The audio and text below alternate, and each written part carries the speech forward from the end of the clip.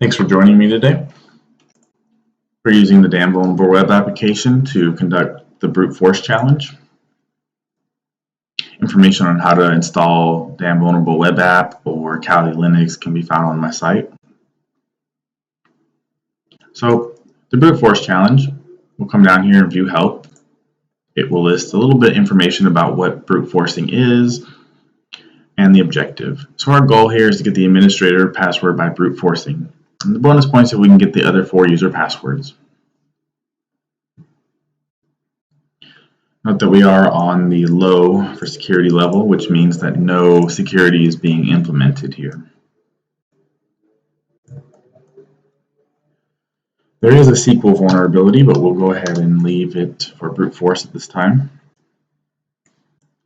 So let's go ahead and get into the attack here. The first step of the attack is going to be to inspect the form field. So right-clicking in Firefox in the form field, we can inspect element, and that will bring us directly to the code responsible for building the form. Notice the form is using a get method. This is important to note. You could use the post, but the get method will put all the parameters within the URL. So I see 3 parameters here. We have a username, password, and login. So let's go ahead and run a test run here. Notice the URL populated with the username, password, and login. And we also have the error message, which we'll need. Username and password is incorrect. So let's begin our attack here.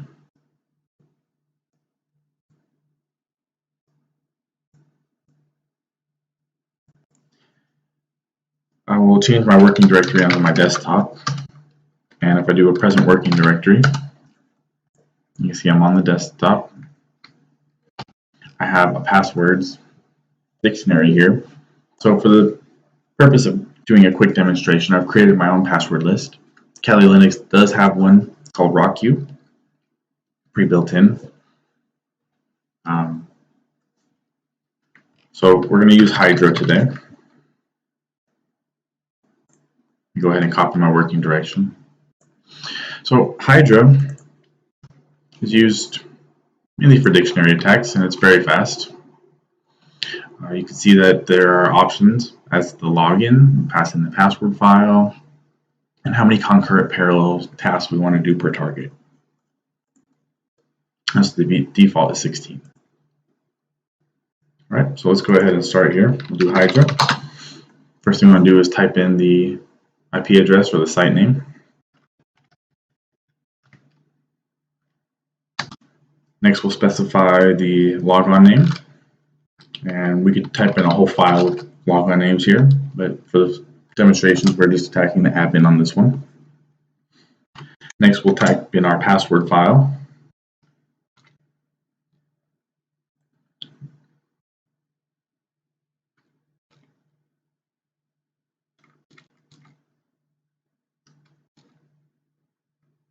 Not sure what happened there.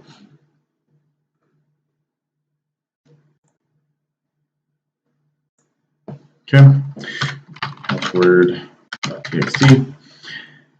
We know that we are using the HTTP GET form, as we saw on our static code analysis. And then we want to use the path to the page, which is this / all the way to the question mark.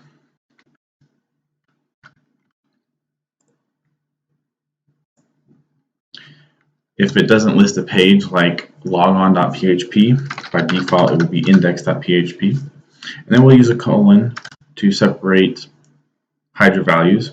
The first one is all of these values here.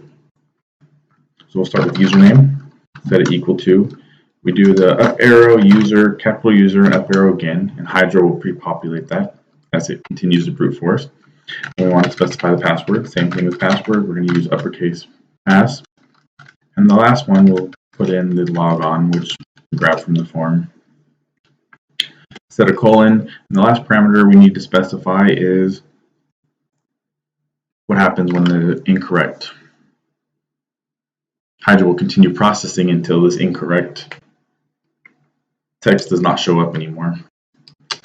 Lastly, we'll set the current sessions and task to 1, and we can go ahead and run this. Notice that Hydra ran fairly quickly. It tested 28 logon tries, and it did find a password. So the logon information, admin, and password, we'll go ahead and give that a try here. And it says, welcome to the password protected area. So we now have brute force the password or use the dictionary attack to crack that password. Bonus challenge is to try and get the other 4 users' username and password. We could use a user logon name to try and brute force all the possible logon names. A better method would be to use like a SQL injection vulnerability to grab all the usernames from the database and then use the brute force to brute force their passwords. That demonstration will be in another video. Thanks for joining.